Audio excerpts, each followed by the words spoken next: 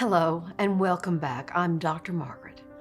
I realized recently that I'd said in the very first episode of this series that I was going to talk about the differences between classic depression, high-functioning depression, and perfectly hidden depression. And I never did. So we'll do that today. I gave you the 10 traits of perfectly hidden depression in the last video. If you missed it, you can watch it real quickly and come on back. As you look at this list, you might ask, don't people with classic depression show some of these same traits? Might they struggle with self-compassion? Might they worry? You bet. So what's the difference between these three forms of depression? Is perfectly hidden depression the same thing as classic depression, but you just don't tell anyone? No. Let's zone in on the difference. There are two major criteria for depression. First, there must be a noticeable change in how you're living or functioning. You may notice it, or someone else may notice it first, but you're just not yourself. Maybe you're more agitated or sad. Both can be described as part of a depressed mood. The second is the presence of what's called anhedonia, or the lack of pleasure in things or activities that you used to enjoy. For example, you don't want to go out to eat or to your kid's soccer match. You're just not up to it. But one of these two has to be present in order for classic depression to be diagnosed, either a change in your behavior or a lack of pleasure. Now, you may be in denial that you're depressed. That can certainly be. But those around you recognize something's wrong, something's off.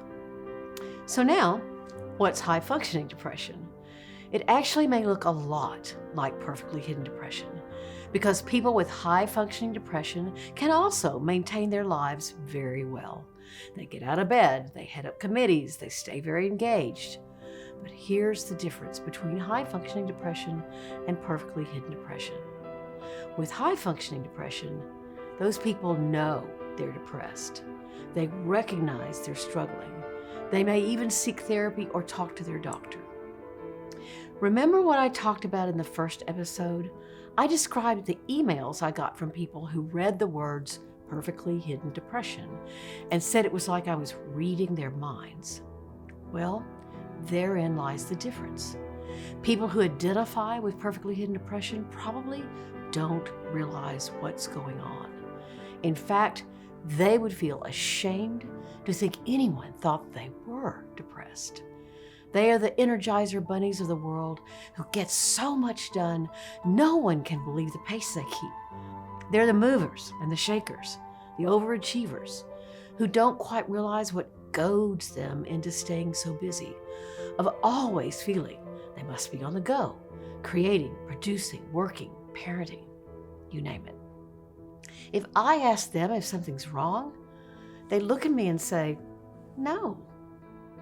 Why? Because they're not understanding what's underneath, what's driving their perfectionism. And a huge part of that motivation is fear and shame.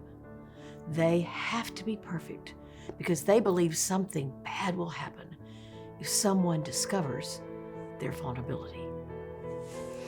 We'll talk more about that in the next video. I hope you'll join me. Until then, take very good care.